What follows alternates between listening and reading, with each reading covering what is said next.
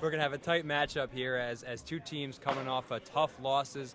The Night Owls ended up losing. I believe the final score was by 4 to the Jet Sets on a nice little resurgence. And the Evergreens in their first ever game ended up losing a tight matchup. I'm sorry, the Evergreens lost to the Jet Sets. The Night Owls lost to the Workhorses. Got their first win in the last 3 years, I think, since KL season 2. Both extremely close, very exciting games, and they're going to both look to bounce back this week in a big way. So, Evergreens, they're young, they're still trying to make a statement, and I think last week they had some jitters, some rookie jitters, and I think they got it out of their system, and they're going to come out with a game plan and a purpose today and take it to the Night Owls. Yeah, one of the other things that you watched out for at the end of that game, they had a penalty shot that they could have let in, not had the clock start, had that free clear, and instead they caught it. Maybe not the smartest play, ended up trying to throw it in, and I think DeLuca knocked it away to end that game. Yeah, they'll get past these rookie mistakes, and hopefully we'll see some improvement today. And here we go. Coming in, Brett McGlenzie looks to win it. No, Joe Petrino takes the thing. Easy 2 for the shot and scores. 2 points. Evergreen starting off hot. That's Joe Petrino there. Death, taxes, and Joe Petrino taking a 2-point shot from the flex. No, just a given.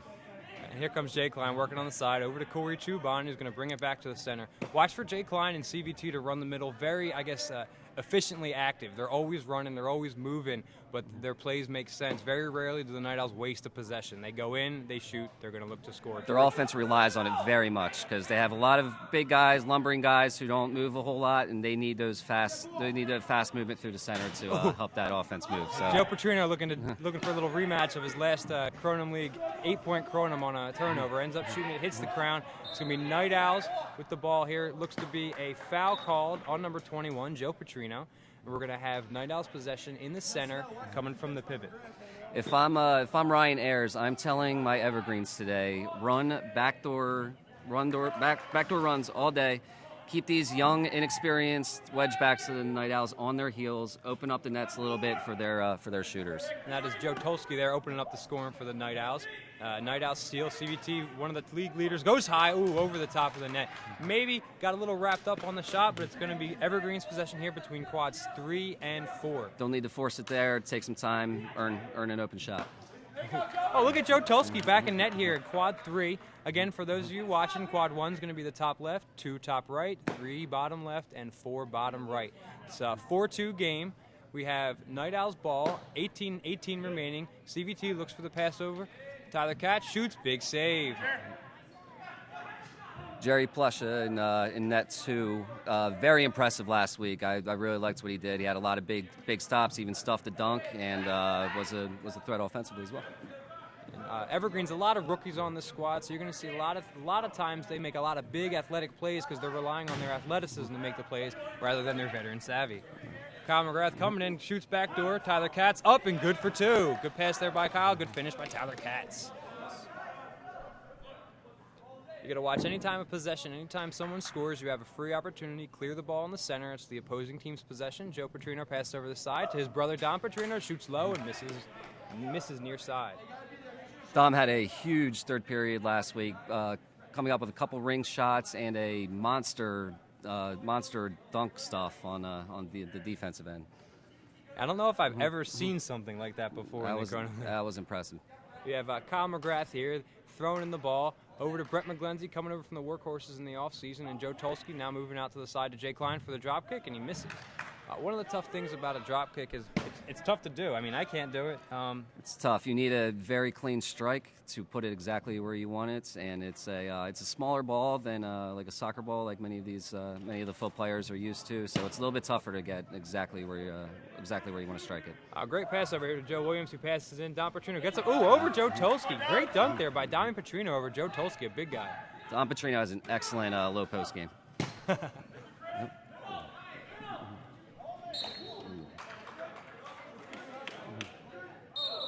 Kyle McGrath, a little bump there. Going to get teed up.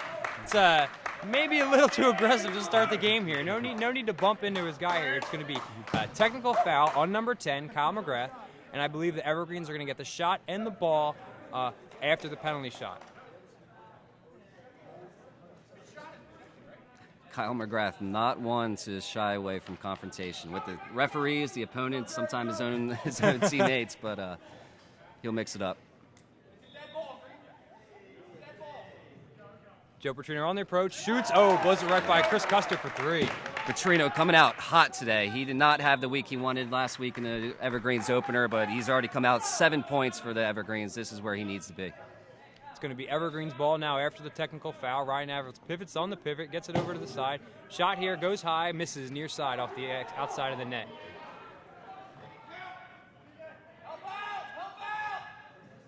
Zane passes over to Tyler Katz, who's open here, goes for the open shot, and saved by Ryan Malley.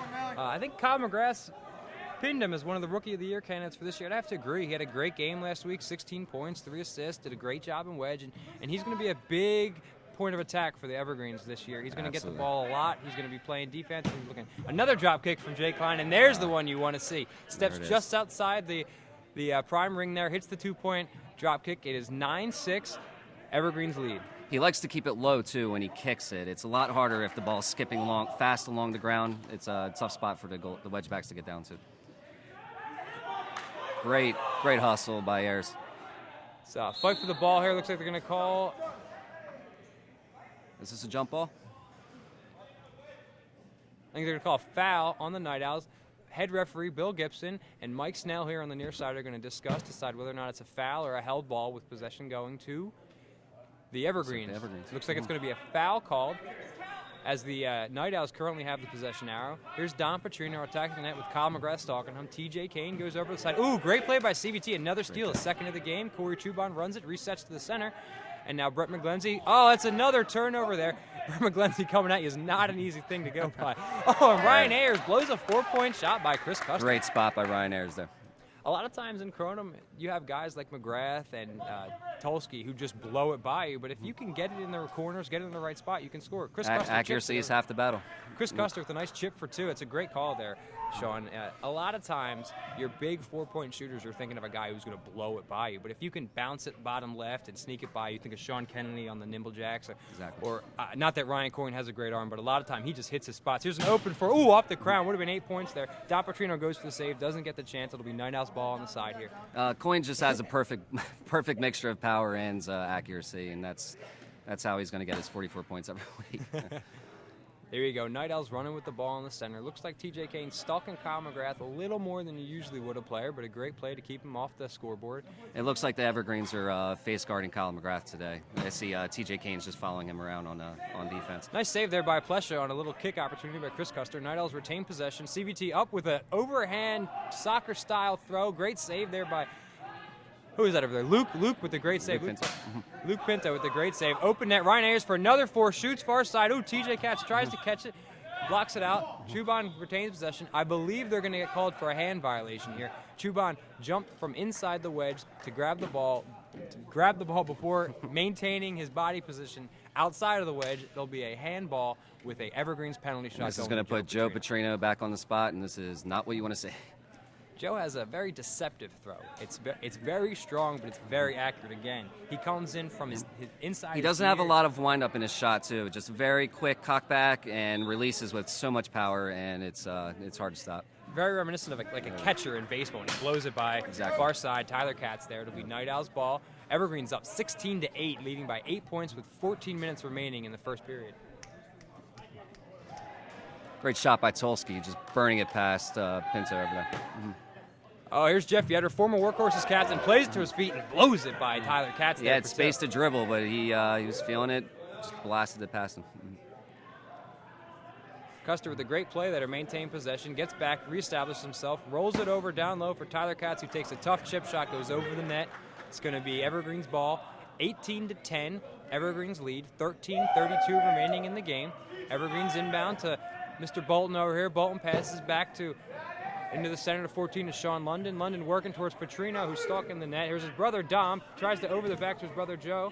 Ball still in. It's going to be a steal there by Gerace. Gerace to Chubon, looking to reset it in the prime ring. That's going to establish possession for the Night Owls. Brett McGlenzie attacks net 3, going back to 1 and resets towards the center.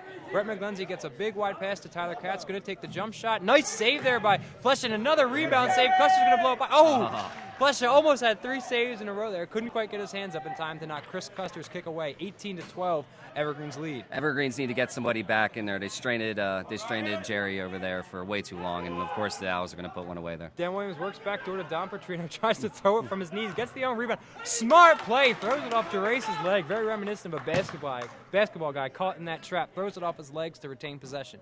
Don Petrino in the center to Sean London. Very smart player, Don Petrino. Sean London over to Ryan Malley, Rookie of the Year candidate. Jumps, shoots. Ooh, off the hands of Tyler Katz, good for 2. Malley, Rookie of the Year front runner before the season, and he has not disappointed yet. And Tyler Katz not looking to shoot here. They're giving him the shot. Doesn't seem like he wants it. Kyle McGrath gets free. Yetter with a little chop from behind. Blocked by number 23. But we're going to have a foul on Jeff Yetter on the coming over the top and snapping on the back. Number 23, the Evergreens. That's Alex Jajacki. Look for him to play strong defense over there in quad 2. He does a great job getting in front of the shots, blocking shots, and being in the way. Another one of the many role players that the Evergreens have. They're all scrappy, they can all score, and they're all team first players. McGrath across his body. Oh, great save there by Jerry Plesha. Great save, and the Evergreens retain possession on a great dive by Alex Jajacki. Speak of the devil. Dan Williams tries to get into the center. Number 11, Gerace stops it. It's Night Owl's ball. Dan Klein behind the back. Little juke and jive around Dan Williams. Now he's got Tyler Katz wide open. 2 steps up, shoots for 2. Going to steal a little call there from Kyle McGrath. The 2 steps up in. You get those two steps before travel is called, and he scores for 2. 20-14, Evergreens lead. Oh, Ryan Malley blows it below Tyler Katz. Kyle McGrath tries to help backdoor, doesn't get there in time. 2 points for the Evergreens. 22-14, Evergreens lead. Looking at this as the Night Owls are slowing it down, if you look down the center here, right in front of you, Gerace with an open look for 2, bounces it by under Dan Williams, but over Don Petrino for 2. Big bounce will throw off a lot of wedge backs if you put it in the right spot. Oh, ooh. Not sure if Harold's looking for the pass or the shot there. Either way, goes wide. It'll be Night Owl's ball. One of the things that I'm seeing a lot of, the Night Owls are kind of stacking their guys between the way you're looking, essentially. Your point of view, they're between the 2. Good block there by number 23, Alex Jajacki. And with that stack, it seems like the Evergreens are just letting them go. They're worried more about Kyle McGrath than they are about pretty much anyone else. They are. I don't think the Night Owls are moving the ball fast enough for this Evergreens team. They have a very fast defense, very scrappy, and the Night Owls need to work to get open shots against these guys because the Evergreens will not just give it to them. And Tyler Katz with the shot over Ryan Malley. Tyler Katz, I think that's his 8th point so far. He's having a great game. Tyler Katz has been the offensive focal point so far for the Night Owls. Great play by Gerace to Jay Klein. The 4-point specialist goes, under Tyler Katz. Nice save by Ryan Malley to get back in time. Over to Jerry Plesha. A little bit of a push there. They're going to call on Corey Chubon as Jajacki was trying to set the pick. For any foul, you're going to have a ball centered from the pivot. That's that middle white circle in the field there. Any violation, like a travel or a foot on the line, shot for 2.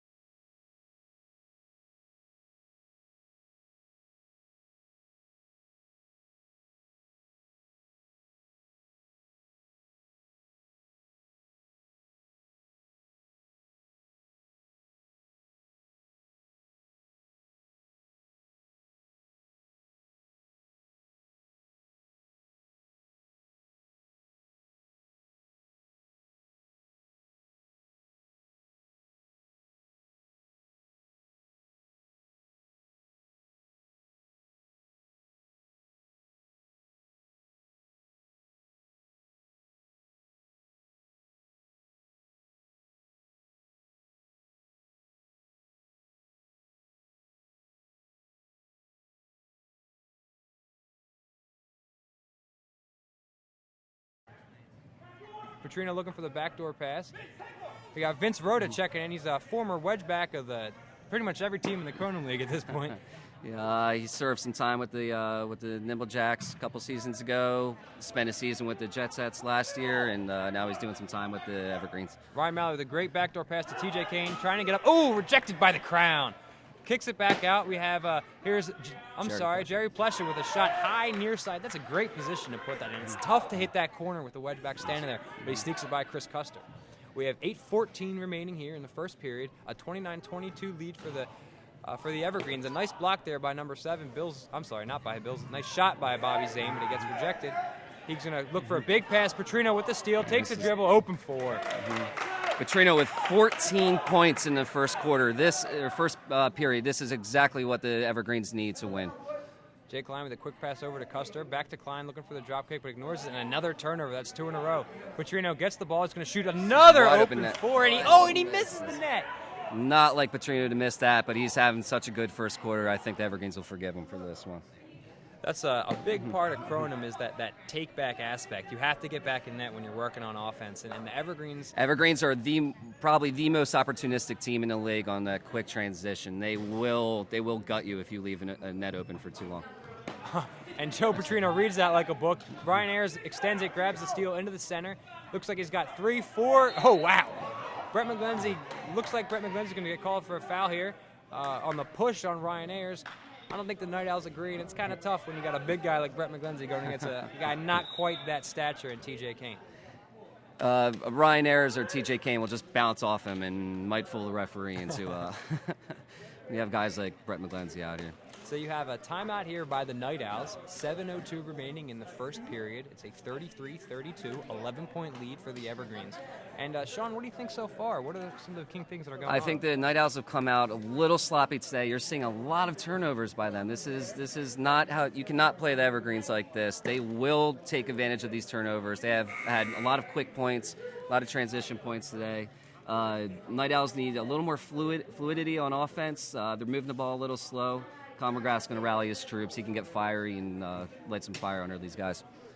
Yeah, and one thing that you pointed out early is you'd think that the Night Owls, with their size advantage over these Evergreens, they'd be working backdoor more. But with the absence of Dan Giroux, who quite literally makes his living playing basketball, right, and they don't have him, and it seems like without him, they've kind of taken a step back from that backdoor passes. Yeah, these Night Owls last year, McGrath, he knew they had defensive and some chemistry issues, so he wanted to revamp the team. He made some cuts and made some moves to mold this team that he has right here, and he wanted a team full of mass, a lot of big guys who can just blow the ball past these wedge backs, and if you're missing one of the big pieces like Giroux, then you're not getting the full Night Owls experience today. So Evergreens possess here over to Alec Jadaki. Looks like the Evergreens have moved some guys around a little bit, but Joe Petrino is still sitting here near side, pretty much open all game. They're kind of ignoring him. Over to number 2, Ryan Malley jumps high, and Chris Custer reads that well and blocks it out of bounds. Great defense by Chuban there to disrupt his throwing motion. Ryan Ayers looks like he's playing a little cross here, trying to work it over to Joe Petrino. Joe Petrino, does he go high for the ring? No, he bounces back door to Ryan Malley, takes 2 steps. Excellent play by Joe Petrino. It's a great look. Once the ball gets in the goal zone like that, it's very difficult to stop. CVT attacking hard. Looks like he's going to pass over to number 11, Dick Gerace. He fakes the shot. Joe Petrino gets there, and they're going to reset to Jay Klein in the center. CVT wants to put it in a spot where Gerace can catch the ball and jump and throw. You need to lead him on, so it's just one fluid motion, catch and throw. Great pass by Tyler Katz there to Bobby Zane, who dunks it through for 2. Joe Petrino working outside of his comfort zone over to Alec Jadaki. 2 steps, jumps, bounces low, and a great block by number 23, CVT. I'm sorry, no, I apologize. Number 23 of the Night Owls is going to be Brian Concio. It's a great block by Brian Concio, who checked in during the timeout for the Night Owls. Just under 6 minutes remaining. It's an 11-point lead for the Evergreens. Ryan Malley takes a little slide tackle, goes high. Oh, it's in for 8! That's a Kronum. That's a great shot there. A lot of times you want to shoot low to make sure you get it on net, but Jeff Gerace takes the shot, hits the Kronum. It's 8 points for the Night Owls. That's a missed shot by the Evergreens. It'll be Night Owls ball, trailing by 3 now after the 8-point shot by Gerace. Just takes one Kronum, changes momentum in this game, and we see it. We're going to see how these Night Owls react. Jeff Gerace with an absolutely stellar shot, a set shot from 8. A lot of times when you get that penalty, like you've seen Joe Petrino there, he tries to bounce it, you roll it in, make sure you get it on net. Jeff DeRace had a guy in his face, had to throw it a little higher, and hits the 8-point Kronum. Joe Petrino over to Luke. Luke back to Petrino in the center. Joe wants the ball a little more. He only has 14 points. Maybe he wants more. The 8 points will count whether he meant to put it through a ring or not, but the Night Owls are glad to have it. Yeah, that's something that my team, the Urban Legends, almost live off of. We're banking on if we shoot 5 or 6 Kronums a game, one of them is going to drop through. And last week it came through in a big way. It's with the Mike law of Reagan. averages, really. Joe Petrino jumps up for 2, and Joe Tulsky grabs it. Tulsky, not a wedgeback this year per se. He's having a pretty good game so far. Kyle McGrath gets the guy coming from behind, knocks him down a little bit. Not happy with no call there. We have Jay Klein with some great foot skills to get back, and it looks like there might have been a little bit too much pressure there from Williams. Foul could have been called a little earlier there. Looks like Mike Snell's going to jump in, make sure they know what's going on, and let's try to get some a relaxing presence out there. A lot of fiery guys on the field today. This could get chippy by the third period if this game stays close like this. Oh, Chris Custer with an inadvertent pass trying to get it to Jay Klein. Dan Williams with the steal goes for the pass, and another. It's been kind of sloppy overall. This is the game. This is as we said in the pregame. There's a lot of new blood out in the field today, and I think we're seeing it.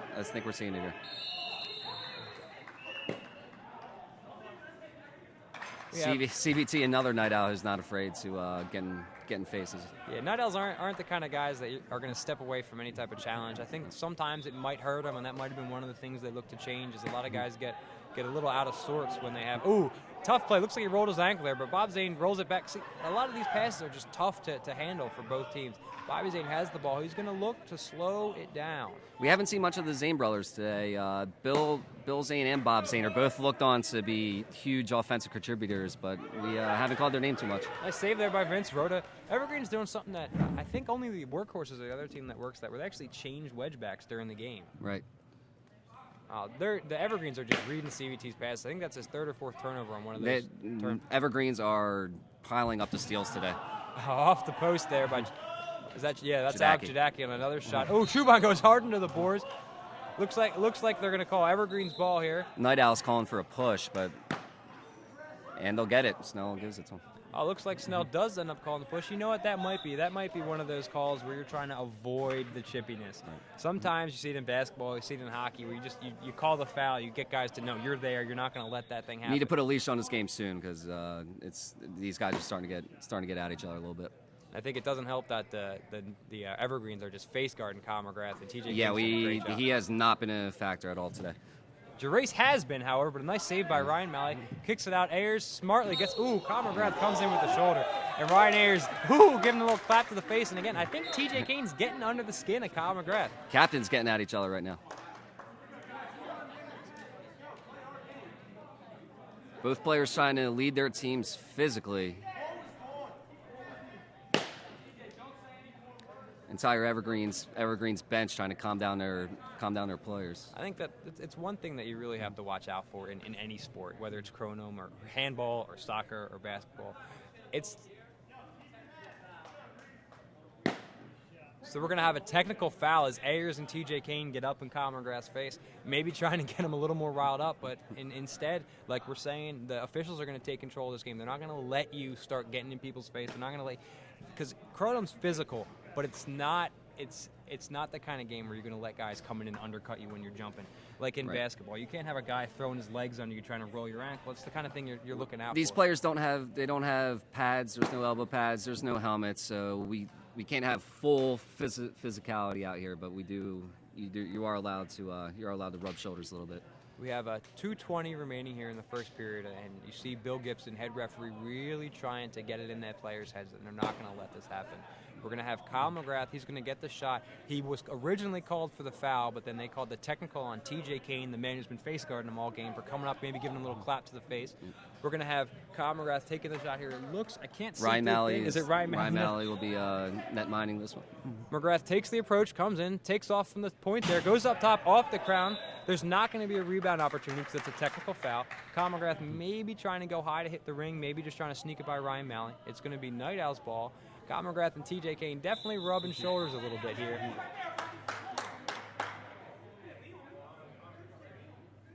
All right, so it's going to be Night Owl's ball. Very chippy here. Kyle McGrath does not like this face guarding. He is not appreciating. What I'd like to see the Night Owls do is if they're going to shade you with a man, shade him with another guy and just set picks around him. Exactly. Tyler Katz, again, having a great game. I don't know how many points he has. I think that's double digits for him at this point. He's up to 10. And he's not a key focal point. Joe Petrino sees an open 4, shoots high, and Joe Tulsa gets caught leaning a little bit the wrong way. That is 18 points in the first period for Joe Petrino. This is going to get out of hand very quickly if they keep leaving him open like this. You got CVT. You see him leaning over to Jeff Gerace with a bounce pass. Gerace leaves it. That ball needs to get there way faster than it did. Gerace did have a lane to shoot. That ball needs to get to his hands much quicker. There's a nice pass. Gerace comes in, shooting, good save by Ryan Malley. Garden against the bounce pass. Garden against the back door, gets his hand up and blocks it. 39-34. Evergreens lead by 5, even after the 8-point Kronum by Gerace. And it's Night Owls possession. Chris Custer has the ball in the center, not known for his arm. Passes it over to Bob Zane. Bob Zane jumps, shoots near side. Great shot. There's Bob Zane. Bob Zane went 8 for 9 week 1. Had a great week. Highest shooting percentage in the league. Joe Petrino jumps, shoots high. Looking for the foul, not going to get it. It's going to be a high shot. It'll be Night Owls possession here in between quads. That might have been a little bit of a heat check by Petrino. It was a little contested, but he's free to take those shots once in a while. They have a backdoor pass open here. CVT looks, gets it in. Might have been staying there a little too long. He misses the first time, gets in the second one.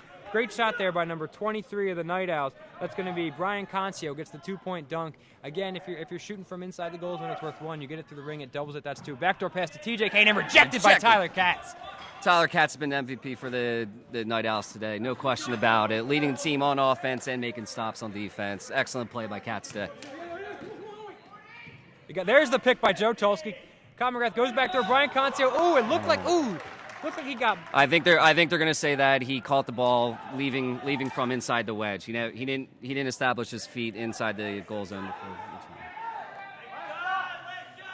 You got 20 seconds remaining here. It's a 1-point lead for the Evergreens. They were up by 11 at one point, only down to 1 now. Joe Petrino has the ball, looking over to number 9, TJ Kane. Back to Petrino in the center. CVT stalking him from behind, gets a little block. Ooh! Looks like they're going to call the foul here. Clock does not stop in the first period on a foul. Started from the pivot, 3 seconds. Joe Petrino jumps, shoots high. Chris Custer with a great save. Wow, he took that from the pivot and still made the wedge back make a diving save. That is some insane velocity from Joe Petrino. That's a great shot. So coming in here to the first period intermission, it is a 39-38 lead for the Evergreens. I think what we're looking at are MVPs of Joe Petrino with 18 Joe points. Petrino, unquestionably for the Evergreens, 18 points in the first period. That is the leadership that they needed last week. If he had a game like this last week, I think they definitely beat the Jet Sets. But Night Owls need to find a way to get Kyle McGrath going. He's had a man in his face the entire time. They need to set picks for him. They need ways to get him open, and it's not happening right now. He's getting frustrated. You can see him getting in Ayers' face and TJ Kane's face. It's getting a little chippy with him. So we'll see what kind of adjustments they make at the intermission. Yeah, and one of the things that's throwing me off is TJ Kane, smaller guy. I mean, he's not small by any means. He's probably 5'10", 5'11". But you got a guy in Kyle McGrath. He's 6'2". He's a bigger, stronger, more physical presence. You'd think that the smaller kind of guy bothered him. You'd think he'd be able to jump over and get some better shots off. But I'm wrong, apparently. I think that some of the guys on the Night Owls need to use their size, use their height advantage. They can get over these smaller Evergreens. They don't need that big of a lane to take shots, but they're not even creating those lanes. They need to start flexing their muscle and having some confidence in their shots, frankly. And there's one thing that I'm looking at here. When you are face guarding a player, that means you have 5 remaining defenders, the 4 wedge backs, the 1 face guarder, and then the 5 So remaining there are players. open Night Owls, then especially Tyler Katz, but they need Tulsky to show up. He's only taken 3 shots the first period. CVT can take a couple more shots, and I'd like to see Klein take a couple more too. The Zanes as well. It's a 1-point game, but it feels like the Evergreens have been dominating this period. Yeah, I definitely agree. That 8-point Kronum really swung the momentum. Another point, with that only 5 guys rotating around, you have 4 nets to shoot at. So that means you have basically 1 guy guarding a point and 1 guy trying to help out when you can. Right. That means the back door's open. That means there's flex zones open, and that means that, you know what? If I'm in McGrath's position, captain, leading scorer at this point in the league, and you say, you know what, if they're going to take me out of the game like this, I'll stand out of bounds. I don't really care. Take them away. Take them all the way out of the all the way out of the equation. Leave as much open field as possible for your offense. Yeah, and you know what you do with your McGrath? You run through the center when you get a free clear because they can't follow you in the center. That's right. So you have a chance there. And you know what? If you're standing, yeah, Kyle, you're not going to get your 30 or 40 points that you might normally get. But you're going to see a guy like Tyler Katz standing wide open this entire game, and that's what I think the Night Owls need to do is they need to take advantage. You only have 5 guys playing defense, fine. We'll beat you with the 9 other guys we have that aren't named Kyle. Yes. So we have Bill Gibson here starting it off, 39-38. Start of the second period here. Bill Gibson ready for the prime rush. Evergreens won the first one on a little contested. Here we go. Brett McGlenzie and CVT coming in for the Night Owls. Looks like Vince Rhoda and Joe Petrino. Rhoda punches it in. Kyle McGrath actually, I guess technically steals that off the side. McGrath has the chance for the shot. Jumps, shoots it. There it goes. Is that his first points of the game? It's either his first or his second points of the game. This is not McGrath, but I don't know. We'll see if he can build off this. You know what? There you go. That's the Night Owls lead. Night Owls take a 1-point lead for the first time in this game. Here's Vince Rhoda open. Back to Joe Petrino, who's got an open look for 4 shoots. Oh, tipped by number 15. Bill Zane finally makes an appearance, and Joe Tulsky punches it out here. Evergreens get the ball. Oh, great block from behind by CVT. Great block. Gets all ball. Kyle McGrath gets a shot. Oh, and that's 8 points. That's a Kronum. Kyle McGrath doing his best. Second Kronum of the game for the Night Owls. That is huge. Ryan Ayers looking for something. I'm not exactly sure what he's looking for there. I think that was a great block, great play. Kyle McGrath shuts me up quickly after I tell him to stay out of bounds. It's a 2-point shot, an 8-point shot. Kyle McGrath, known as the voice of Kronum. Hopefully there's no close-ups on him because he's definitely not known as the face of Kronum. But we're going to have him taking those open shots, and he hits the easy 2, blows it by the Evergreens wedgeback. Then CVT with a great rejection from behind, taking a page out of Scott Kennedy's playbook, gets in the center, and there you have it. Kyle McGrath with a set shot, 8-point Kronum, gives his Night Owls a 9-point lead. They were trailing by 11 with about 5. Did we mention that George Clooney and Brad Pitt are calling the game today? We actually were hoping at one point that they would turn the cameras around because we're really trying to appeal to our female demographic and have them watch me and Sean Stevens, 2 of the best-looking guys in the Kronum League. I think that's really what they're tuning in for. Our voices, our faces. My mother always told me I had a face for radio. This is my calling, truly. So we're going to have Evergreen's ball off the timeout here. A great chance there. I tell Kyle McGrath to stand out of bounds, then he hits 10 points in a matter of, 46 seconds? Here's an open look for Joe Petrino. Steps back, all steps day up to shoot. Cannot give him that much time. We have a 41-48 game. Night Owls lead. CVT's got the ball in the center, and the Evergreens still face guarding Kyle McGrath. This little juke and jive around number 10, Jeff Yetter. He's trying to get the movement. CVT over to Bob Zane. Bob Zane looking for the swing pass over to Tyler Katz again, who's open. Got Ayers coming from behind, and Ryan Malley makes a great save, and Katz tries to finish it. And Malley makes not the tough save, but the tricky save, getting in on the kick, and Yetter's going to center it to Bolton. Bolton's got the ball, takes the open 4. Oh, and look at Chris Custer. Excellent save. Wow, I haven't seen a dive like that since, Chris Van Falsen. That's a great dive, great play. Coming in, Ryan Malley shoots, and Custer having a heck of a game in goal. Let's be honest here. Not really known as a top-tier wedgeback, mainly because he's new, but making saves like that is going to get you quickly to the top 10. Katz and Custer having excellent games for the Night Owls, keeping them in this one. And Custer looking over to one of the Zane brothers who shoots high. Nice little stop there by Plesha. Zane's going to get his own rebound, looking in the center. Mm-hmm. Bobby Zane passes number 5. CVT shoots far side low, goes off the post. Joe Petrino's going to get it. You see Brett McGlenzie give him a little shove there. There's Bill Zane McGlenzie with the foul, and one! Joe Petrino collects the rebound, dribbles through the middle, works himself an open shot, and gets the foul to go along with it. Excellent play from Joe Petrino. It just makes me sad because I can't do stuff like that. That's just a great play. Now, simply on the push by Bob Zane. With the ball being out of the goal zone, essentially there was no opportunity for a shot. One of the reasons you see that goal zone, I call it the tackle defense that you try to run, is when a guy gets the ball, you just try to tackle him, is because theoretically at any point he could just drop it and it goes in the goal for 1. So that's why you get the penalty shot opportunity. Head ref Bill Gibson talking to the captains, telling them to calm their men down. This is definitely getting scrappier and scrappier as the time wears on. They're getting it in from the pivot here into number 10, Jeff Yetter, with the open look to Alec Jadaki. Alec Jadaki getting having Brett McGlenzie coming after him. Ayers back to Jadaki. Jadaki looks like he's going to try to he beats McGlenzie quickly, gets back door to Har. He comes in for 2. There it is. There's the speed that the Evergreens need to show today. They can run right past these Night Owl defenders, and you just saw it right there with Jadaki. Chelsea with a good move, throws it high, and it's almost caught by Don Petrino. He's going to play it out to himself, kicks it. Ooh, ducks around his shoulder by big Brett McGlenzy, and then a great heads-up pass to Vince Rhoda here. Vince Rhoda over to Ryan Ayers. Looks like he's going to go over top toward Bolton. Bolton coming into quad one, jumps, hangs, shoots, and a great save by Bobby Zane. It's going to be Evergreen's possession here. Bolton passes it into number 12. That's I'm sorry, Jerry Plesha. Plesha back. Oh, great play by Ryan Malley with a little bit of a head fake. Jumps, shoots high, and beats it by. It looks like the only place Malley's scoring on Custer is kind of looking him off far side, going high near. So keep an eye on the Evergreens back to what am I looking for? Their backdoor runs are keeping these Night Owls on their heels, and that's giving Malley some open net to shoot at. Tyler Katz gets a left-footed shot blocked by Ryan Ayers coming out of bounds here. I love this wedge back matchup over here with Katz and Malley. These guys have been going at it all game. It's a lot of fun to watch. Kyle McGrath gets an open look. Yetter coming from behind. Kyle looking for the foul. He's going to get it. See, in Kronum, we have what's called a neutral vertical plane. So essentially, if you're both jumping up, going for the same airspace, both of you have the opportunity to get that. What you're going to see in a play like that is when Yetter's jumping and Kyle's jumping, a lot of times the trailing player falls into the shooting player because a lot of his biometrics, his motions force him slower. Kyle McGrath approaches, shoots near side. That's the shot you got to hit there. Don't worry about the crown. Hit it through the goal there. McGrath gaining confidence right now. That was an excellent shot. He's got 13 points in just under 5 minutes. Open look here. Petrino does a nice play there. Jumps over Bob Zane. Unfortunately, he had missed the shot. So what I'm saying there, when a guy's trailing from behind, when you go to throw, when you're jerking and you're throwing your body through, a lot of times you slow down, and that's when you get the foul because you're coming in from a tough angle. He's an open look for Bill Zane. Passes up, then no look pass. Oh! Blocked by Joe Petrino, and then Vince Rhoda catches it as it almost goes through a crown ring. Ryan Ayers protecting the ball, using his back. You're going to get a foul called here. Evergreens will take the free clear, and it looks like Bill Zane is down.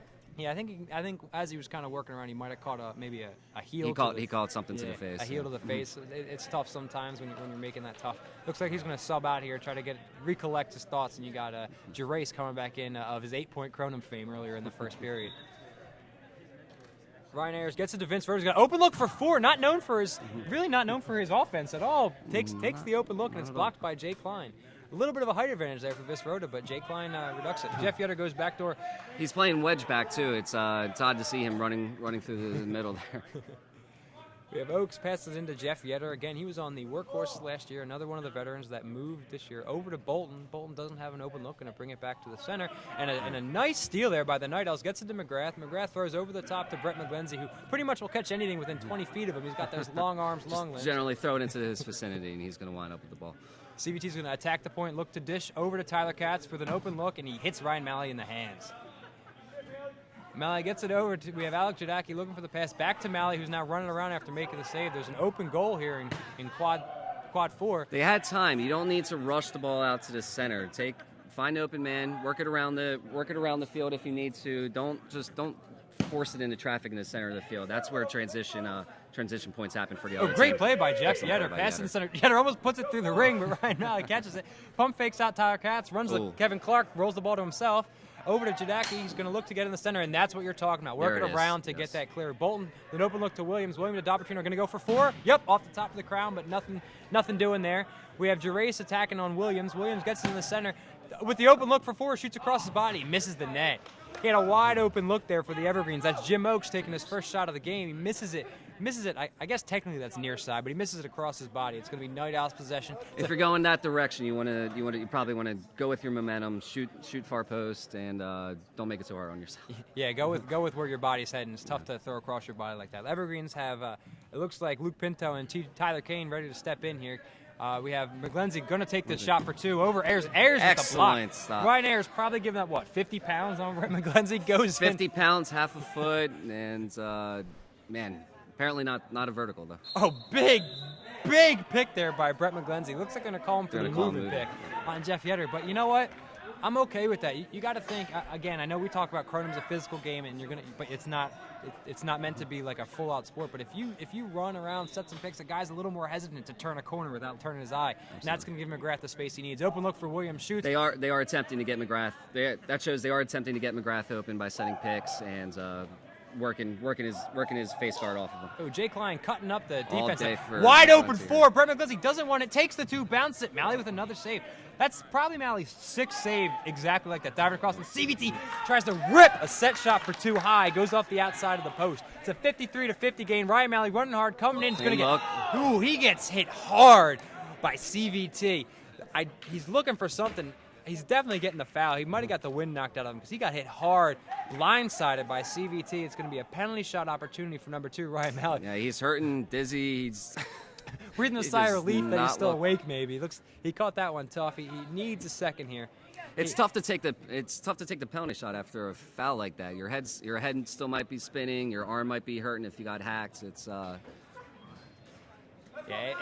it's tough, and with these penalty shots, you just got to watch out for. Again, a foul like that, it's really tough to see the guy coming from that blind side. So tough foul, hard foul, but it's going to be a penalty shot. He had a head of steam going into it too. He was running full tilt into that shot. Here comes Malley coming on Chris Custer, catches him leaning. Custer tries to juke and Gumby his way into a kick save, not happening. Ryan Malley kicks the three, comes in, ties it up. 53-50, 12:30 remaining here in the second period. Oh, Kane gets a little caught up trying to get the steal as the Night Owls pull a little trickery on him. We get it over to Tyler Katz. Katz, who hasn't been It's a dummy in the soccer world. That's what we call it. I'm not known for my soccer ability, to say the least. So it looks like, great shot there by Bobby Zane. Takes the easy two to give him a 2-point lead with just over 12 remaining. Which abilities are you known for, Scott? My excellent good looks.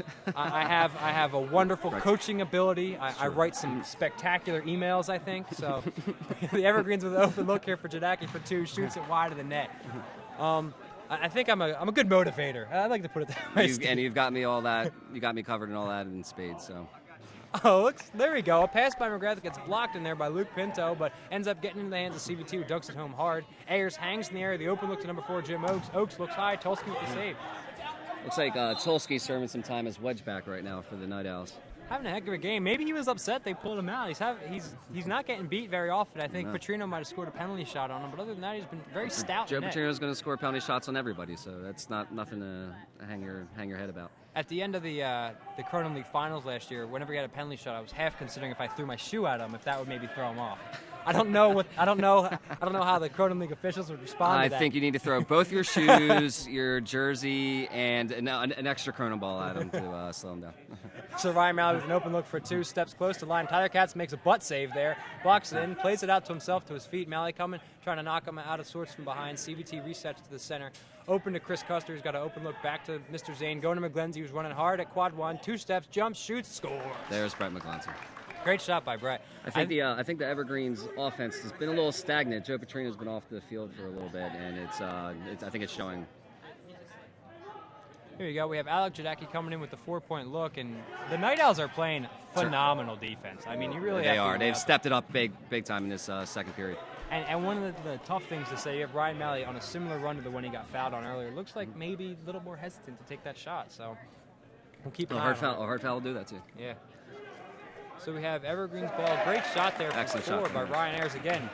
Ryan Ayers, I'm not saying he can't blow it by you, but he doesn't have to. If he picks that low corner, if you can hit that low corner, many goalies are gonna have trouble stopping. Tulsi tries to blow it by Vince Voda. Voda's got his hands up in time. Over to Bolton in the center. Ayers looking for another 4. No, decides to get to Malley. Malley taking the run wide open, going to shoot near side. Custer reads it like a book. Excellent save by Custer. Very hard to stop Malley when he has a clean break like that. We have a backdoor look here from Mr. Kane. No, back to the center to number 4, Jimmy Oakes. Jimmy Oakes over to Alec Jadaki. I'm sorry, that's not Alec Jadaki. That's Don Petrino. Over to Bolton. Bolton takes the high look. Custer with another save. Custer having by far his best game since joining the Kronum League. These Night Owls wedgebacks are playing out of their minds right now for the Night Owls. Ryan Ayers looking for a trip on CVT. Ends up to Tyler Katz with an open look. Ayers with a block. Maybe just affects the shot by getting in the way. It's gonna be, they did call him with the block there. Good block. Backdoor is open to Bobby Zane. They ignore it. Brett McGlindsey is going to take his 2. Nope. He's going to take his time. Get it to Jay Klein. Haven't said his name too much today. Looks like they've been getting it to CVT a lot. Open look for Tyler Katz. Shoots near side. Right into the hands of Luke Pinto, but he finishes it for 2. Rebound for Katz. He has some excellent foot skills. Many of these Night Owls do. It's a bit of a change of pace for the Night Owls franchise, and it's really looking good right now. Yeah, they're even missing one of their better soccer guys in Can Duman, but they're having a great job there. Oh, Dortowski gets a little caught off guard. There's that backdoor pass that throws you off. CVT with a quick look for 4. Big block by Jim Oakes. Said his name a lot in this period. Brett McGlindsey's going to take his time. He's really ignoring. He took a lot of 4s last year. This year he says, you know what, I'm going to take 2s and score every single time. Which It's good. He's attracting a lot of attention. It's opening up the field for the other Night Owls scores. Ryan Ayers with possibly his 4th block of the period, gets it over to number 11, Dan Williams. Going to set it to Jim Oakes. Is he going to take his 4? He's going to have it slip out of his hands. Not a block there. And he tries to kick it through. Nothing happening. We had Dugan with his first announcement of the game, and Petrino shoots high, saved by Chris Custer again, having a phenomenal game. Petrino usually goes for 4 there. He's shooting a lot of 2s today. And a nice play there by the Evergreens. They get a steal, still have possession, throw it in for an easy dunk for Tie Luke the Pinto. game up. 61-61, just over 8 minutes remaining here in the second period. Night Owls have the ball to Joe Tolsky. Look to say his name more in the next couple of periods. I really think he needs to take some nice shots here. Is he going to take one for 4 potentially at net 3? No, he ignores it. Fakes it. He's going to go lefty.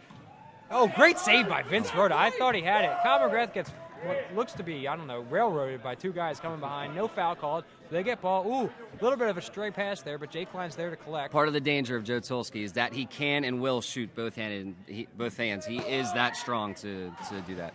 Oh, he's got an open look here. Oh, coming back across. Luke Pinto with a chance to make the save.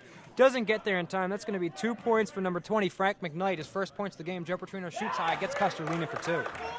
We have a 63-63 game here. Pretty much going back and forth. Both these teams not afraid to back down. Jay Klein with a big kick right off the face of Sean London. Nice block there. Does not feel good. I don't know if I would be in that same position. I might have turned my back and hoped that hit me in the top. Ooh, too high for Joe Tolsky. Doesn't get up, can't get up there to get it. Jim Oakes is going to inbound for the Evergreens. Looking for Vince Rhoda. Vince Rhoda is going to reset to the center. Over to 14, Sean London. Gets a big pass to Petrino. Petrino's moving around the field a lot here, getting his open looks. He's going to look for the pass across to Dan Williams. Williams takes the no-look pass, blocked by Kyle McGrath, but Williams is going to retain possession by kicking it over to Don Petrino, the wedge back. Petrino to Sean London. CVT comes barreling in. Just a tackle, just a straight tackle by CVT. CVT taking no attempt to gather the ball, just going. That was just off of the it's man a there. page out of Chris Jericho's book, coming in with a cross-body block in there, looking for the backdoor pass. Misses the cut and Ryan Malley. It's going to be a turnover by the Evergreens. Night Owls ball. Malley getting back in net here. CVT with possession here between quads 2 and 4. He's going to look to find someone. Look at Kane, not even caring where the ball is, just looking at Kyle McGrath. Over to Jay Klein in the center. Klein actually falls off McGrath there. This is what I'm talking about. If you can get away from the ball sometimes, you're just adding an extra defender. Tulsi goes high for the ring. Rebound for the Evergreens. Tries to get it into number 14. London's going to take it to the center. CVT actually gets tackled that time. That was a full wrap. Not usually the victim, but he earns Night Owl possession there. We have 5:45 remaining here. A 63-63 tie. Chris Custer with a attempt for a 4-point block. For a 4-point blast blocked in there by Dugan. It's going to be Night Owl's possession here between quads 2 and 4. 63-63 game again. And here we go. It is CVT looking back door to Zane. Zane's open, takes a step in. Back to CVT. Did he get it in time? Yes, he did. Establishes possession, catches the ball, and dunks it home for 2. When you're on offense, you have 3 seconds from the time the ball enters the goal zone to either score or clear it out of zone, and they just snuck it in time in that possession. Don Petrino, who hit a bevy of key shots for the Evergreens last week. Joe Petrino going high, blocked by number 5, CVT. Don Petrino last week against the Jet Sets hit a ton of big shots in the third period. He was both Petrino brothers have the skill to hit 4-pointers, and they might need that in this third period again today. A lot of brothers in the league this year. There are a lot of brothers. Some athletic families. Petrinos are my personal favorite. A lot of fun to watch. Kane some with real an open characters. Look for 2. He ends up. Wow, great shot by Kane. I watched him during warm-ups take that shot probably 20 times, and he was hitting it a lot. Oh, off the legs of CVT, makes a great play to get over to Tyler Katz. Hat's shooting high off the crown. CVT's going to collect the rebound and attack a new quadrant. Coming in here, he's going to fake the pass and the shot, fake it all over, looking for the open shot, blocked by number 4, Jimmy Oakes. Slides in, stops before the boards, makes a great save there on number 3. A lot of blocks today by both teams. Great save by, great block by Brian Concio. I got to give me a second to catch my breath here. It's all over action here. 67-65. Evergreens have finally retaken the lead. Jay Klein's getting to get the ball to the center of Concio. Over to Custer. He's already got an 8 on the day. Going for another one. No, he takes the 4. We got a tip there. Great save by Vince Rhoda, diving across his body, sticking his left. That's his gloved hand. He makes the save glove hand on that one there. Since McGrath's Kronum, I don't think there's been a lead of more than 4 points by either team for at least more than a period now. Don Petrino, a little look what I found save there. Sticks his hand out, catches it somehow. Oh, he's got an open look for 4. Great shot. Again, you called it earlier. Evergreen's one of the more opportunistic teams there. Dugan with probably his first or second shot hits an open 4, and this is the biggest lead in a while. 6 points for the Evergreens. Jay Klein with a little roll to Tyler Katz, who's slowed considerably since the first period. Gets it in the center here. Not Brett McGunsey. Jay Gerace, who's got his 8-point Kronum on the books, over to Concio. Concio's going to attack quadrant 1. Over to Custer. Bobby Zane pushed him from behind. Tell him slow down. Over to Tyler Katz. McGrath's got an open look here. They get it to him in time. He's got a chance. He's going to take the hard angle shot. No, passes back to Katz. And Katz is going to take it in the center where CVT is going to take his time. 3 minutes remaining here. 6-point lead for the Evergreens. McGrath is running circles around the field trying to draw defenders, trying to draw defenders and earn open looks for his teammates. CVT with a nice look for 2, really. No. Ooh, here he comes. Williams with another opportunistic 4. You got to watch out. I tell my guys on my team, I know the Nimble Jacks are going to try to do it to us all game tonight. Whenever you score, whenever you retain possession, your job should be, I don't care if you get the rebound. Ooh, great save there. Just get the ball back out to the middle as fast as possible. And then run back if you're on defense and make sure you're in goal. Lou Pinto has to know that he can punch the ball out there, get it to one of your guys. You don't need to head it. When you're on defense, you are allowed to punch it to one of your teammates. Mm-hmm. Yeah, and like you're saying there, the Evergreens have kind of caught the Night Owls leaning a few times. Yes. What I tell my guys, I know Kyle's told his guys not to say that he's not having points. Whenever we have any type of loose possession, run to your net because you can't give open force. It's so demeaning. Oh, no look shot there by Dom. And Dom missing that again. I don't think he scored yet today. He scored some in the first period. I haven't called his name in a little while though, for sure. Well, you have again O'Connor McGrath looking the pass to Zane. Zane gets hacked by Dom. Gets hacked? That's a good tackle. I couldn't think of the word to call it. Dom goes up for the block, trying for a little reenactment of his move. Abused. That's probably a good word for it. He made the big block on Van Foss on that. Evergreens have been getting a lot of points from role players this period. This is what's been establishing them. This is what has built their lead this period. We've gotten 4-pointers from Shane Dugan, Dan Williams, Mally's getting points. Yep. Oh, great save on Bobby Zane. Tries to go near side. Don Petrino makes a save, and here's Joe Petrino going to go high. No, shoots low. Saved by Bobby Zane. Joe's been rejected. He's having a tough time squeezing it in over there. I like to see him move around the field and earn some looks somewhere else on the. Surprising he didn't take that shot there. Gets it to Williams, who just hit that big 4. He usually shoots for the rings over there. I don't know why he's still trying to force it into the chamber. Vince Rhoda's going to take his time here, attacking here. Goes across Joe Petrino. Does he take the backdoor pass that's open? No, he's going to shoot near side. Hits it off the post. He's getting a little exasperated from there. He knows he should be burying these. Yeah, he had 18 points in the first. I think he's only scored 6 maybe this period here. No, he's up to 29 points on the game. I lied. He's good. Sorry. Got an open backdoor. CVT looks like he's going to fake it and try to get an open look to Brett McGlenzy. He's going to jump, take it across his body. No, he goes near side.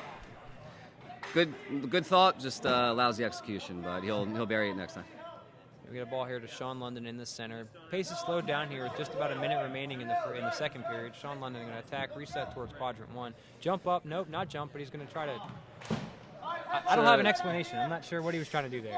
Sure, that's not how he drew it up, but he'll clean it up for next time, hopefully.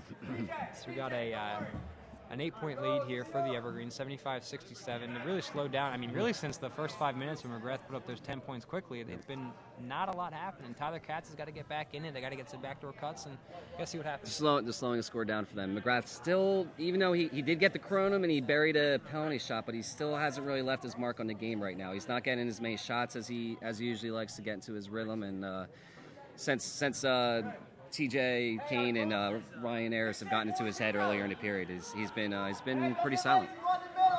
We have Zane here passing the center. As difficult as it is to say, Kyle McGrath has been silent this period. Oh, great shot. But there's Brett McGlenzy's first 4-point attempt of the game. Buries it home to make it only a 4-point lead. Petrino's going to take the 4, shoots it near side. Buries it high. Joe Petrino, after hearing us talk about how he's been a little slower, buries the 4-point finish to shot. the period. I think I saw 1.3 seconds remaining when he hit that. Wow. Not enough time to reset it. 8-point lead. Evergreens are leading here 79-71 going into the third period. And Joe Petrino with a big huge shot. Momentum swing for the Evergreens there. What I'm really going to look for in this third period is, can Kyle McGrath have another 5-minute spurt like that? First off, maybe we should tell him to stand out of bounds again. But in reality, what I really look for here is you need the Night Owls to step up where they were before. You saw Tyler Katz was burying it in the first period, not so much in the second. I mean, you got it. He hasn't been taking the shots. I'd like to see the Night Owls run some more backdoor runs. Try to get some dunks. They need that is a huge part of the Kronum offense now. We're not seeing a lot of that. We're seeing McGlenzie. We're seeing his confidence blossom. He's taking a lot of shots, but we need the Night Owls need to get their heavy hitters, their home run hitters into the game. We haven't called Tulski's name a whole lot today. We haven't called McGrath's name a whole lot today. These guys need to get on the board for the Night Owls to pull this one out. Evergreens are just beaming with confidence over here. Joe Petrino's on fire. Ryan Ayers really got these guys wild up, and this could get out of hand this third period if it keeps up like this. So do you think that the Evergreens are a little amped up to get their first win ever? They have to be excited. Hopefully the nerves don't get to them. A lot of young guys over here. They're feeling it right now. No reason for them to think otherwise. I think you're going to see quite a matchup here. It's going to be the battle of the high scorers. I think you're going to see Joe Petrino and Kyle McGrath try to take over. This could be a shootout this third period. This is going to be exciting. Yeah, I really thought going into. I mean, it still is a shootout. We're at almost 80 points for one, 70 for the other going in. On pace for over 100 points for both teams.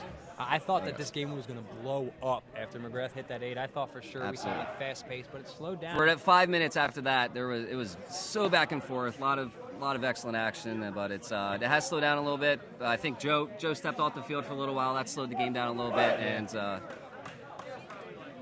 but what an excellent end to that period.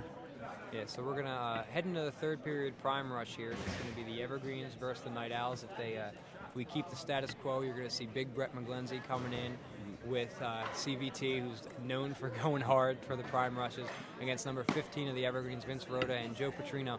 Petrino does what I like to call the, I guess you could say, the layback routine, where instead of going in hard, you work back and hope for a tap to you where he gets the quick 4. You see it a lot. He gets a lot of points in transition. That is one of the banes of his offense. And you see a guy like Matt Parsons does that. Not obviously not going to be the biggest guy going into the prime rush, and you see them stand back, hope for the tip, and a lot of times you get an easy 4 off it. So let's keep an eye out. Actually, it looks like I was wrong. Looks like they have Jim Oakes going in for the prime rush this time, and they're going to hang back. Let's see what happens. It's going to be big bodies for the Night Owls and some more, I guess you could say, lanky bodies for the Evergreens, as CVT and Brett McGlenzie, 2 thick guys coming in hard for the prime rush versus number 4, Jim Oakes and Vince Rhoda. Here we go. Night Owls and Evergreens, both debuting some new uniforms today. I'm very fond of these Evergreens dark green jerseys with that lime green secondary. They pretty. They are, yes. We're going to have a travel violation called here on number 11, Gerace, who hasn't scored since his 8-point Kronum. Again, those violations are taken from the side, closest to its adjacent flex point, really. So Vince Rhoda going to attack it, and then not his own, shoots near-sided and catches. Great bounce shot. That's cool. It takes a high bounce, almost bounces it through the ring. It gets so high. Kyle McGrath's going to take a look for 4, shoots across his body. What a spot! Great spot. Absolutely great spot from McGrath. And that's what he's going to have to do. I think you're going to have to. You kind of work counterintuitive to what the Night Owls want to do. Where Joe Petrino's going to attack, go backdoor. Petrino gets and he gets leveled. hacked, and he is down. He's down. And this is one of the things you do have to watch out for. Those tough fouls are tough, man. Tough fouls are tough, huh? Really, Scott, the tough fouls are tough. Hurt. Getting hacked by Brett McGlenzie is not going to feel good. Petrino is down. This has to be troubling for the Evergreens. Yeah, and I think we talked about this before the game. I take the train into work during the week, and I actually saw a guy I'm pretty sure is Brett McGlenzie, but I was deathly afraid to go up and say hello, because if I sneak up, tap him on the shoulder. You startle a man like Brett McGlenzie, you could be the one startled back. I was afraid I was going to wake up today like, oh, where am I? But again, you got Joe Petrino, not to make light of the situation. Looks like he took a hard foul there. Maybe had the wind knocked out of him, hurting a little bit. He's no stranger to contact. He's looking better. I mean, I think back when we played them, when we played you guys really in the end of round 3 before the regular season started. Right. He ended up getting fouled, going in for the dunk. I think it was Corey Robertson landed on his face with his cleat. Well, I do remember that. His turf. And Petrino cut his face open. I saw pictures on Facebook the next day. He was all bruised up. He had a huge bruise on his face, but he has such a good sense of humor. He laughed it off, and he was back out. I think he actually hit the penalty shot for 3, too, after it, right? Kid's unreal, yeah. All right, so you have Ayers checking out here. We have, it looks like the referee's still discussing what we're going to do, whether I don't believe a technical was called, but a foul was definitely called. So no matter what, Evergreens are going to have the ball here. We have a trainer feeling Petrino's chest and his torso, so maybe he got the wind knocked out of him. We'll see the extent of the injury in a minute, but he's up. He looks like he'll be back out this game. So Evergreens got to choose their shooter now, since Petrino had to leave the field. Yeah. So I think we're going to have a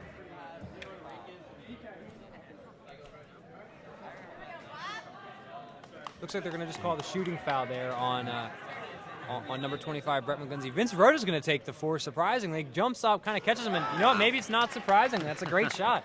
He jumps really far in and he holds the ball for a really long time with that really odd wonky throw that he has, but it works. There's Tyler Katz coming back strong with under a minute in the first period. I'm sorry, under a minute into the first period. Hits the 2-point shot. It's an 84-75, 9-point lead here for the Evergreens. Joe Petrino resting on the sideline. He'll be back out this game. Looks like he'll be back in. Kane looking back door goes and throws it right into the nether regions of Joe Tulsky. Hits him there hard. Tulsky catches it, no worries. Little over-the-top move by Kyle McGrath. Now Brett McGlindsey getting face guarded by another guy half his size. Oh, and great play. He's going to have a wide open look. And there's again. That's probably the 5th or 6th open 4. That's 20 points. This is where the Evergreens are their most efficient. They're scrappy. They get the loose balls, and they turn that into 4 points. They do it so often, and the Night Owls have not done a thing to stop it right now. And that's led to an 11-point lead for the Evergreens. Great shot far side by Gerace there. And something I'm kind of laughing at is TJ Kane right there.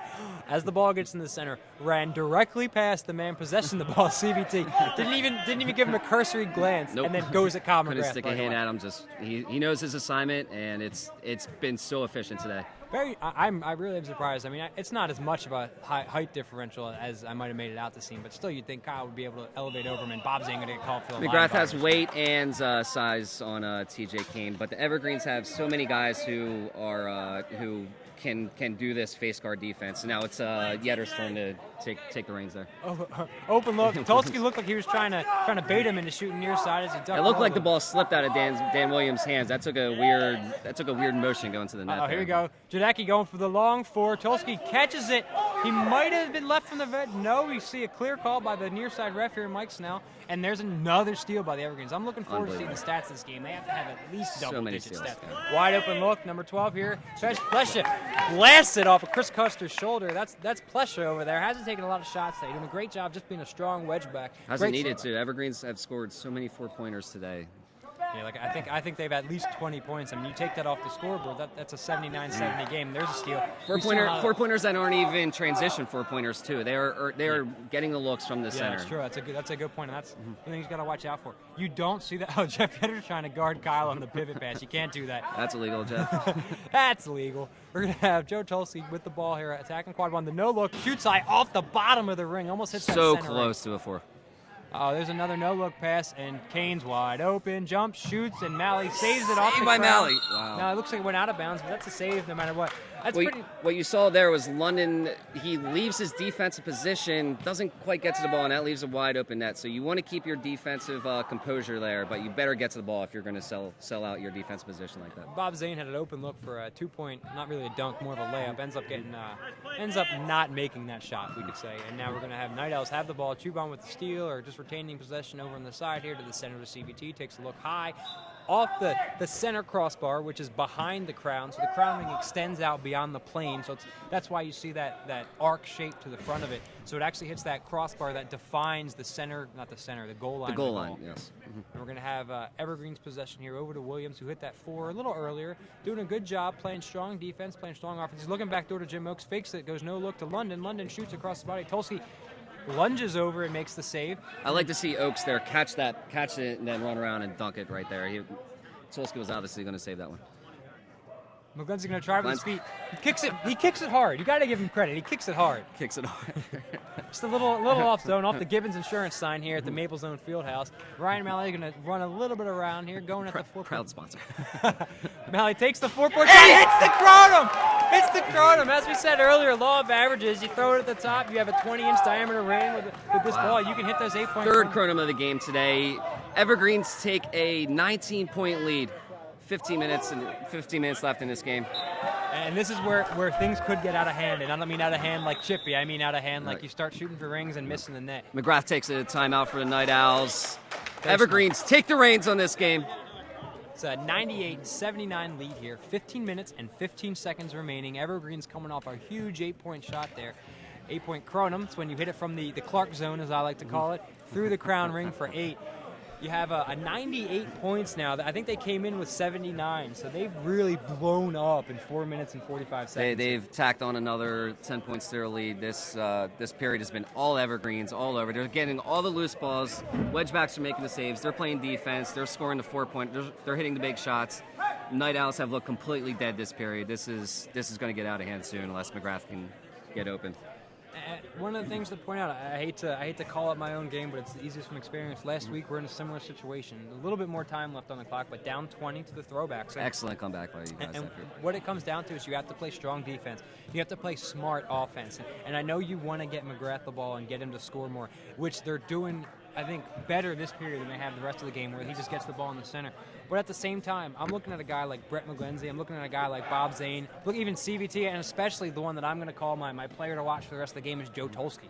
He throws the ball. This is a very basic description. He throws the ball so hard. It's the only way to describe it, man. He has an absolute cannon. I think he scored a 4-pointer from beyond the flex last week. He threw a blast right through the hands of the wedgeback. He has the capacity to do that, but we have not seen that today. And the Night Owls need to hit some rings. Evergreens are just, their flow on offense is just unstoppable right now. Night Owls need to start making some big shots to get back in this. Do you think the Evergreen secret weapon was to get Joe Petrino hurt? That's exactly what it is. Some Rookie of the Year action. Like, you know what? We're going to pretend like Joe's our strategy. He's going to get hurt, and we're just going to blow up for Kronum. It's a great save there by Chris Custer. Plesha tries to follow. Hits it off the top ring. Goes out of bounds. 15 minutes remaining. Night Owls ball. McGrath getting shadowed by Jeff Yetter here. Battle of the number 10s going after each other. Over here to number 11, Gerace, who hit that 8-point Kronum again. I've said that a couple times. I got to figure out something new. There's the big shot from Tolsky from outside. If we call it the, he heard us. He heard us talking. He hits the 2-point shot. If we call the prime ring the Clark zone, I guess we got to call that far flex shot like the I got nothing. That's terrible. Off the post, rebound by Plesha. He puts that one home. Maybe it's like the Joe jump or the Tolsky two-step. I don't know. Sure. These don't sound great. McGrath's going to fake the 4. Goes over to Zane. Zane can leave you hanging. Zane called for another line violation.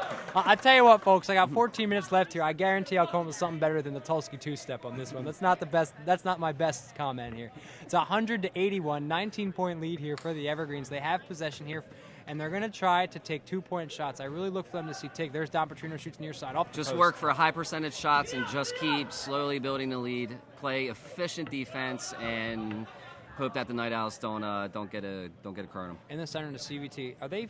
No, I apologize. I thought they might be face guarding Tolsky and McGrath at this point, but I was incorrect. They just had a guy close up on him. Chuban checking out here. It'd be very difficult to afford 2 face guards on defense. That'll leave a lot of open space for the offense. It would essentially be, let's not let them score and then not let them score fours. You stand on the points and pray, I guess. None of the Kronum teams are that reliant on only 2 members of offense to be able to commit to that. I agree. We're going to have Night Owls ball here, still trailing by 19. No score in the last minute here. Jake Klein's open for Ford. Pass it up. You got 2 giants over here in Tolsky and Brett McGlenzie. One used to be called Monster, one's just called Joe.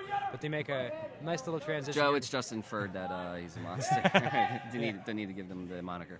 CVT's got an open look here to Tyler Katz. Decides against it. London making great defense here. We're going to have CVT attacking the point here. Going to pass it out to Gerace. Jumps up, shoots, far side.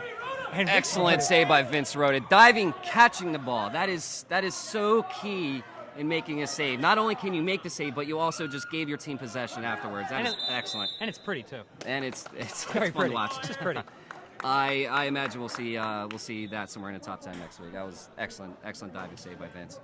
Ayers calls a timeout so that the Evergreens can regroup and try to work the ball into the center to get possession. And we have 12:49 remaining here. Still a 19-point lead since that. I think it was no one scored since about 14-15 remaining. It's been a little over a minute here, which may not sound like that much for those of you who are used to soccer and hockey, but a little over a minute in Kronum is a long time to not score. I mean, if you think about it, there's 60 minutes in a game. and scores usually average around 100 to 120. That's about 2 points. Speaking of which, yeah, the Evergreens already reaching 100 points, and there's about 13 minutes left in the game. This is very efficient offense from the Evergreens. They are announcing their arrival into the Kronum League. So we're going to have an Evergreens ball here. Luke Pinto checking in. I believe Joe Petrino's back in the game. Yes, he is. Luke Pinto's checking in for the other Petrino, Dom. But he's been a little quieter this week than last week. Doing a good job in D. And he's making saves, though. Need. That's the Evergreens wedgebacks have all been spectacular today. I like to hang my hat on that. I don't necessarily need to score or really can score sometimes, but if I can make some saves, I know I'm helping my team's defense here. Evergreens trying to get ball in the center to Vince Rhoda. Gets it over to the side here. Is he going to take the 4? No. Pinto shoots far, misses the net, goes out of bounds. It's going to be Night Owls possession.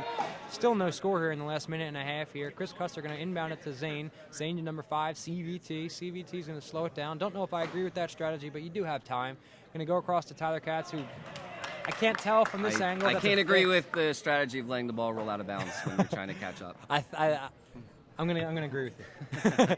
Got Jeff Yetter, plays it to his feet, little back heel to the Night Owls. Not gonna work. Gets to Vince Rhoda. Cute there. Yeah, Petrino was wide open for a shot over here. Vince didn't see him. Right behind him. Didn't have eyes in the back of his head. Gets it to him now. Petrino's gonna fake it. Little juke and jive here.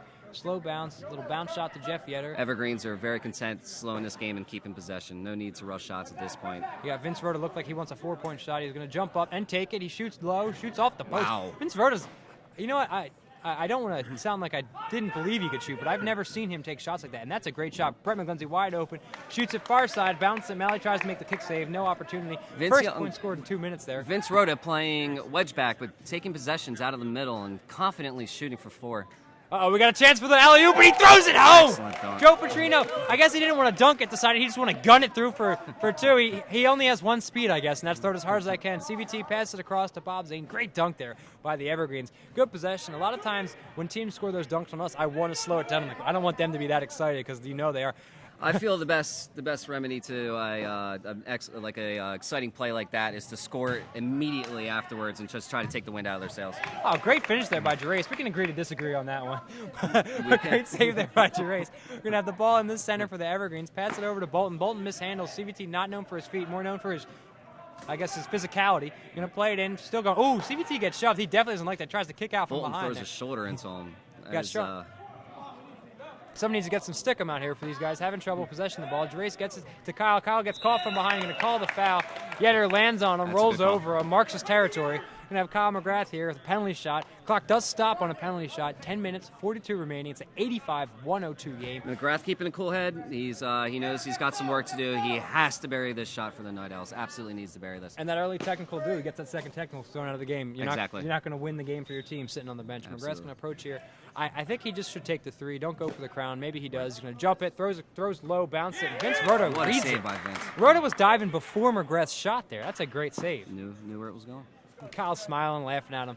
But, TJ Kane comes in to take his turn face guarding McGrath. Tulski runs throws right that one over to McGrath. Tulski throws that one through Bolton, through Pinto, and net there for 2. Petrino takes the long 4, shoots it, bounce it, caught by Bobby Zane. Petrino ends up on his back again.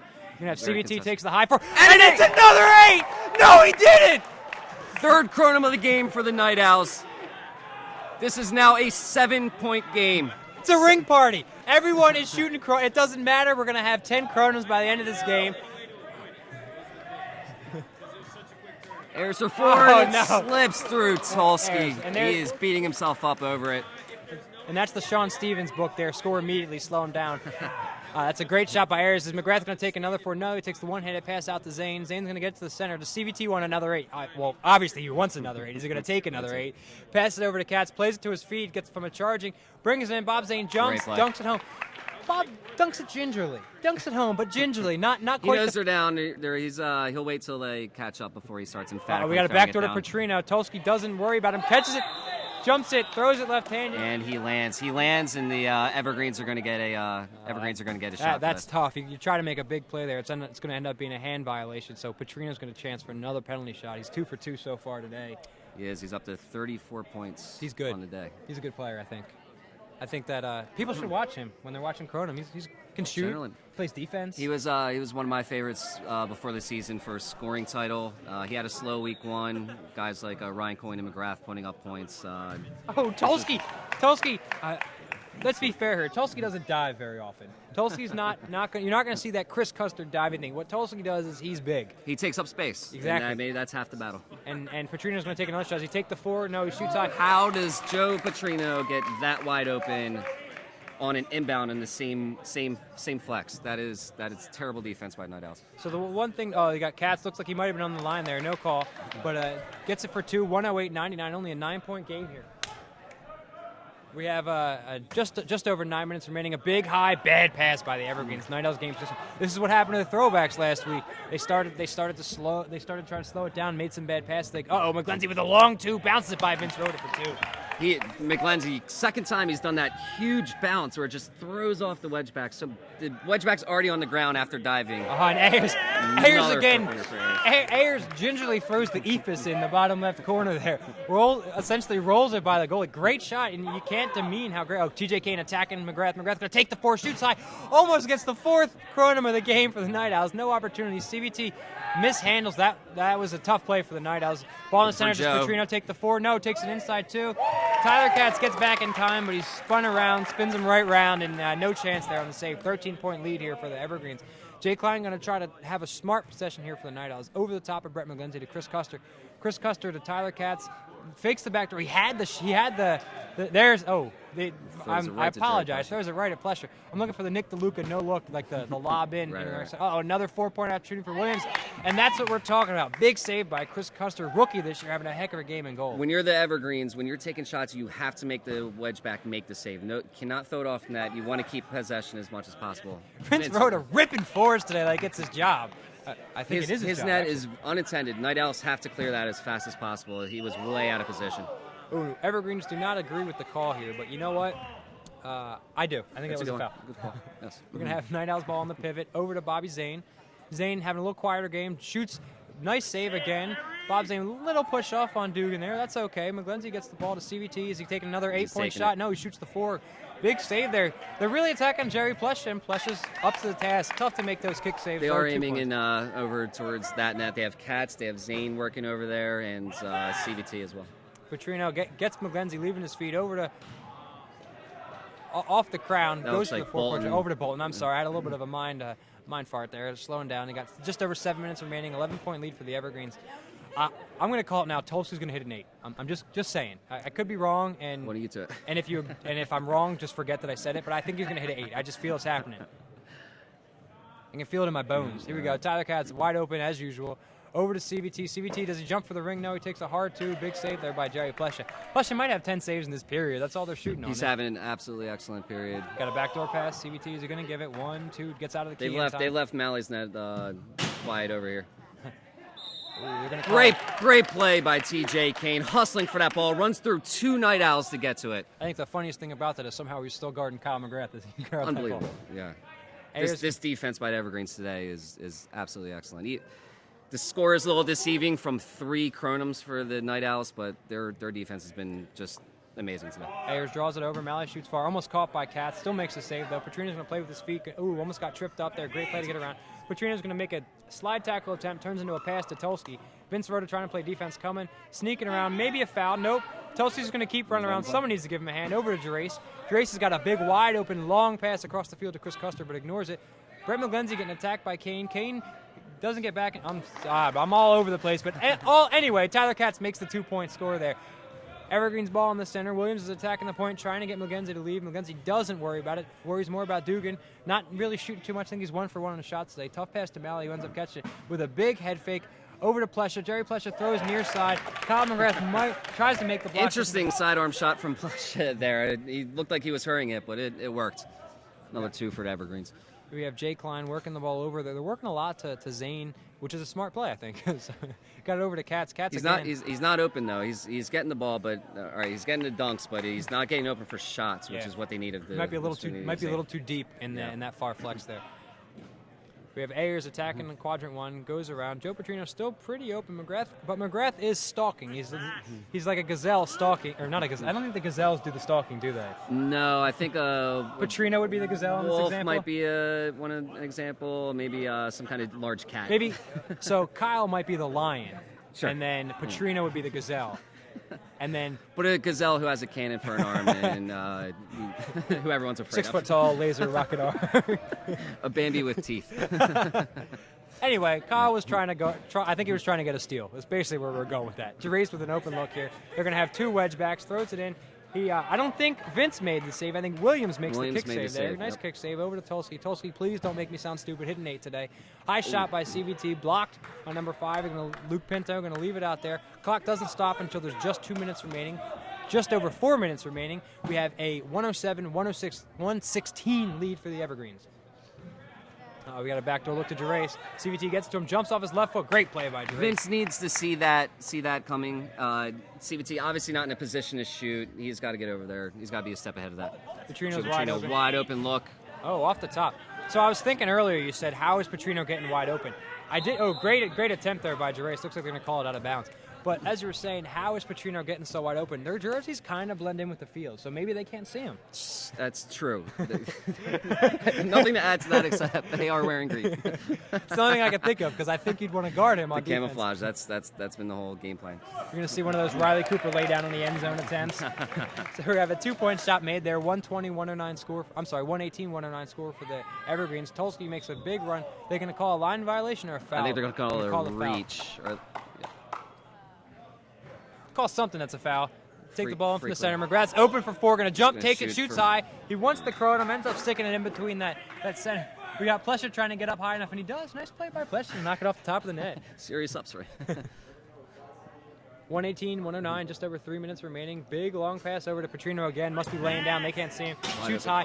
Petrino really wants a 4, I guess. He hasn't scored one yet. That's his bread and butter most days. If he can hit those rings from that angle, he is virtually unstoppable. Not that he's been stopped today by any means. Not that he's very stoppable normally. Right. Over to Malley, going in for the shot. Fakes it to Petrino, fakes the pass. Petrino ends up just giving a gift to Tyler Katz. Here you go. CVT hasn't regained possession yet. I think there it is. Now it's Night Owl's ball. Here's Brett McGlindsey. He's going to take a 4. He has the look there. Decides against it. He sees Tulsky. Tulsky's going to turn. Fake to net Tulsky needs 1. to be quicker there. He had a lane. Off the crown. Tulsky's going to fake it. Here comes a nice attack on net 2. Looks high. Throws it a little too high for the attacker Jarese there. We have just over 2 minutes remaining. Still 118-109. Evergreens lead. Not Cats. TJ Kane's coming off for the remainder of the 2 minutes, and Jeff Yetter's going to Yetter and TJ Kane have been doing an excellent job. Excellent job. They called timeout, blocked away by Vince Rhoda, had no effect on the play there. So exactly 1 minute remaining. It's a 118-109 game still. Again, the Night Owls are doing, this is my favorite strategy to do when you're down. If you keep it within 8. Keep it within striking distance. Yeah. They need to hit the shot. Evergreens just need to hold possession. Just get it into your scorer's hands and let them get fouled. Just take the penalty shots. Keep tacking on 3. If they get one more score, make it a 2-possession game. This game can be in hand. And for those of you wondering if I can do math, yes, I do realize that they are down by 9 points. However, yes. What I'm saying is you keep it in that range. I think 6 to 10 points is manageable. Once you get above 10, that's when you start pressing. Because even if you say, like with right now, they're down 9. If you miss the Kronum, you're not out of it. You're not dead. They hit a 3-point shot. You're still within 2 Kronums. Once you get to that point where you're rushing to hit Kronums and there's nothing else you can do, yes. That's when it ends. So you have a 9-point lead here for the Evergreens. And the wedgebacks of the leading team can prepare for the Kronums, mm-hmm. and the wedgebacks aren't playing for the 2-pointers, not playing for the 4-pointers through the chamber. They are already up in the air, ready to defend the Kronums. Yeah, at a certain point as a wedgeback, I think I eschew my save percentage and I stand there jumping high as soon as they take their shot. If they score the 2 or even the 4, whatever, I don't care. It's not an 8. Right. So we have 1 minute exactly remaining. Kyle McGrath finally gets some space as he gets his chance to throw it. The only way he's been getting it today is inbounding from the pivot. He gets it, fakes it to CVT, gets to Tulsky. Tulsky, make a believer out of me. Tulsky does that, takes the 2, shoots high. I think that was going to go through the ring. It's a nice save there by Plesha. Plesha gets CVT, takes the long one. Oh, he had the angle just a little off on the approach. CVT again gets the CVT. CVT gets to Tulsky. Tulsky punches it out to Cats, who they're just leaving wide open. At this point, they're okay with that. CVT tackles him. They do not call the initial foul. They're going to call a jump ball. This ball is going to go to the Evergreens. They have the possession arrow right now.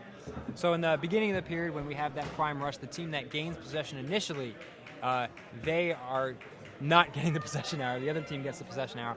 So with the Night Owls winning the prime rush earlier, if you recall, they passed it out to the side and then they got called for the travel violation. They did win that prime rush, therefore Evergreen's ball. On the jump ball will be Evergreen's possession.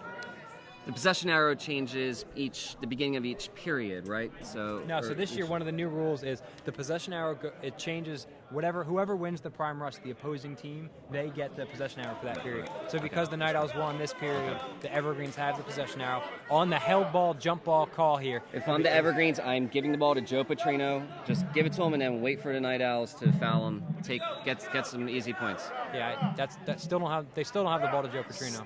Still don't have the ball to Joe Petrino. Or unless they want, I guess they prefer Vince Rhoda taking the Vince Rhoda. shots. So the points out there, 19 yards from the goal zone.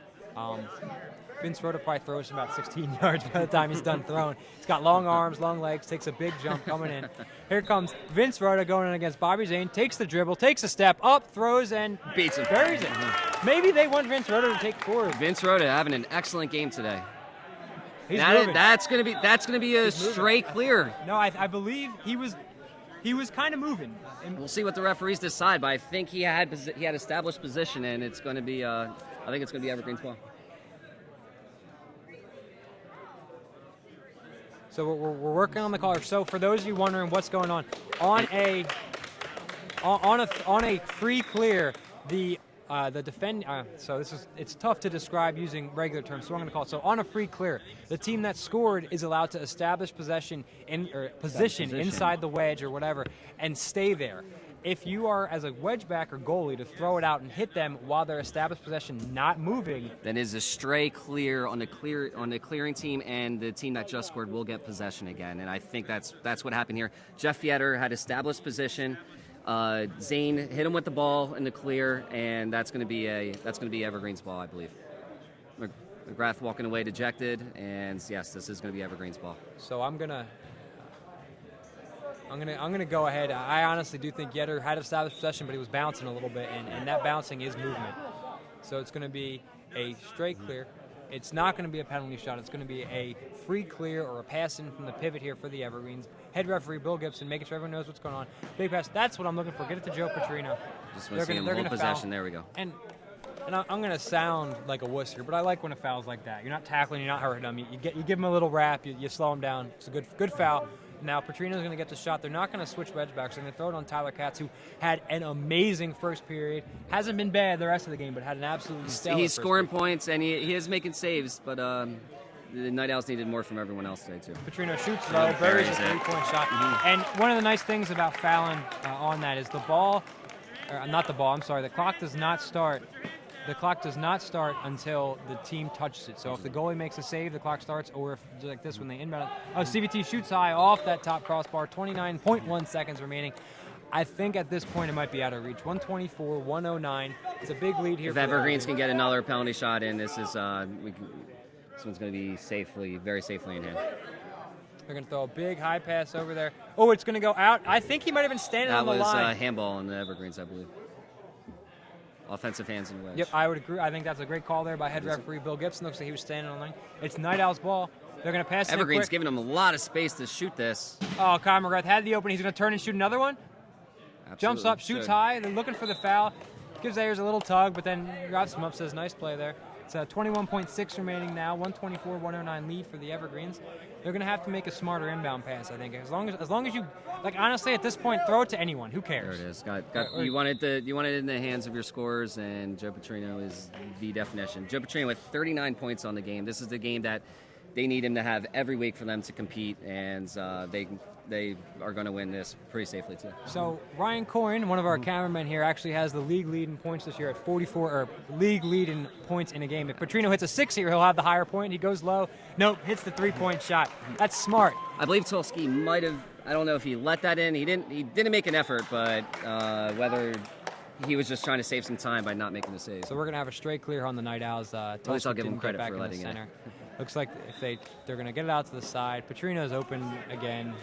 He might just take the shot for 4 for fun, but he's just going to stand it. They're going to let the clock run out. So big ups to the Evergreens. Going to be their first ever win. New team this year. Evergreens fans excited. We got people standing up over here. Evergreen faithful. And again, as the clock expires, that's the time. 127, 109, victory for the Evergreens. They're going to probably sign the ball, put it up on their mantle at home because it's their first Evergreens win. Clubhouse, Evergreen Stadium. They have a great game from Joe Petrino. Their wedgebacks did a great job. They did solid defense. I mean, 109 might sound like a lot of points, but they really shut down Kyle McGrath. 24 of those in 3 shots. I mean, I'm sure that the Night Owls were aiming high on those Kronums, but maybe half accidental. But they went in.